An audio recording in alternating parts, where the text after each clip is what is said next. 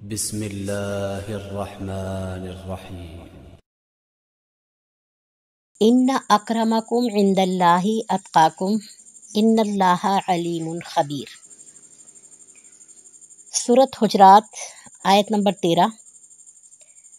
اللہ رب العزت ارشاد فرما رہے ہیں، بے شک تم میں سب سے عزت والا اللہ کے نزدیک وہ ہے جو متقی اور پرہیزگار ہے۔ ان اللہ علیم خبیر، اور یہ بات اللہ تعالیٰ بہت اچھے سے جانتے بھی ہیں اور آگاہ بھی ہیں۔ سب سے پہلے اللہ رب العزت سے دعا کرتے ہیں کہ اللہ تعالیٰ مجھے اور آپ کو دین پر سلامتی عطا فرمائے، استقامت عطا فرمائے، اور اسی تعلق کے ساتھ جڑے ہوئے ہمیں دنیا سے لے جائے۔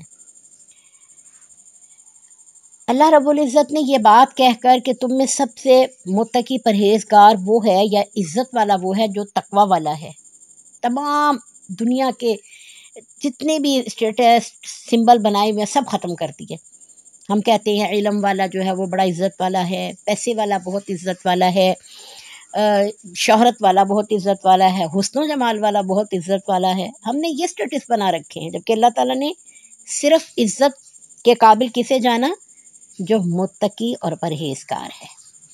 اور متقی کون ہے؟ جو اللہ سے ڈر جانے والا ہے، جو اپنی زندگی بڑے نپے تولے انداز سے گزارتا ہے۔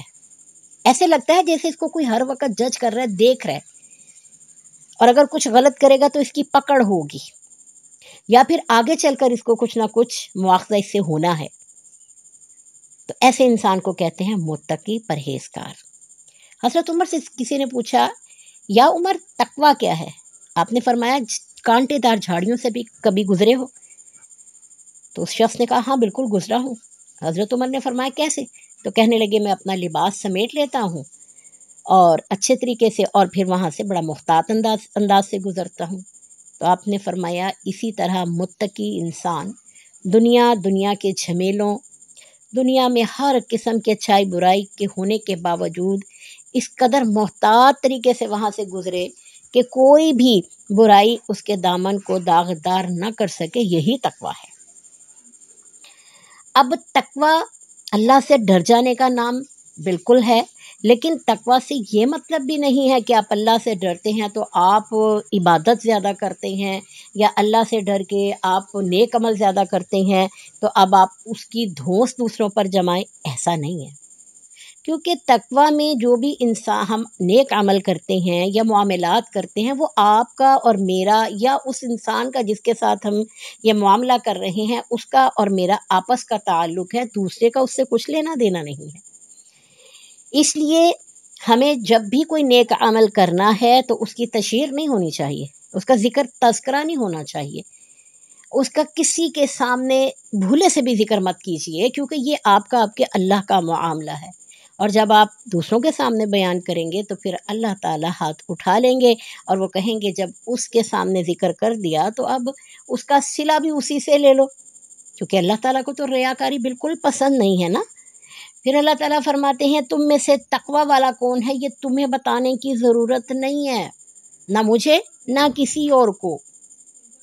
آج ہم اتنے کم ظرف ہو گئے ہیں کہ ہم ایک سے دوسری نماز پڑھتے ہیں تو کہیں نہ کہیں ہم دوسرے کے سامنے اس کا تذکرہ کر دیتے ہیں۔ کبھی بھولے بھٹکے تہجد کی نماز پڑھ لیں تو ہمیں ہضم نہیں ہوتی وہ نماز۔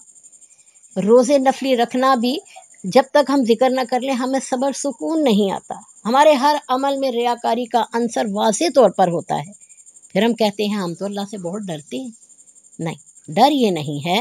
ڈر کے بارے میں اللہ تعالیٰ نے فرما دیا کہ جو اللہ سے ڈرنے والا ہے نا وہ 4 کام کرتا ہے، اور وہ 4 کام کیا ہے؟ وَعَامِلُ الصَّالِحَاتِ، سب سے پہلے وہ آمن باللہ، اللہ پر ایمان رکھتا ہے، وَعَامِلُ الصَّالِحَاتِ، نیک عمل کرتا ہے۔ نیک عمل کیا ہے؟ اللہ اور اس کے رسول کے احکامات، بس، اور تو کوئی دوسری چیز نہیں ہے۔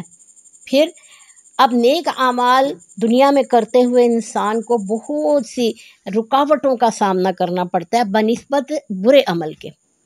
لوگ اعتراض کرتے ہیں، لوگ اس کو ٹونٹ کرتے ہیں، جیسے پردہ کرنا بڑا مشکل ہے آج کے دور میں، یا نماز کی پابندی کرنا بہت مشکل ہے آج کے دور میں، یا صدقہ خیرات کرنا بہت مشکل ہے آج کے دور میں، مگر جو اللہ والے ہیں، جو متقی ہیں، وہ یہ سب عمل اللہ کی رضا کے لیے کر گزرتے ہیں اور کسی کی پرواہ نہیں کرتے، اور نہ صرف خود یہ عمل کرتے ہیں بلکہ دوسروں کو بھی اس کی ترغیب دیتے ہیں۔ سورۃ عصر کھول کر دیکھیے، وہ سورۃ عصر جو ہے پورے قرآن میں ان 4 باتوں کا خلاصہ ہے کہ اگر آپ یہ 4 باتیں کر لیں گے تو آپ دنیا اور آخرت میں ہر قسم کے خسارے سے محفوظ ہو جائیں گے۔ تو سوال یہاں یہ پیدا ہوتا ہے کہ کیا ہم نے بھی کبھی یہ سوچا ہے کہ اگر میں اللہ پر ایمان رکھتی ہوں تو کیا میں نے اپنے معاملات بھی اللہ کی رضا کے مطابق ڈھال رکھے ہیں؟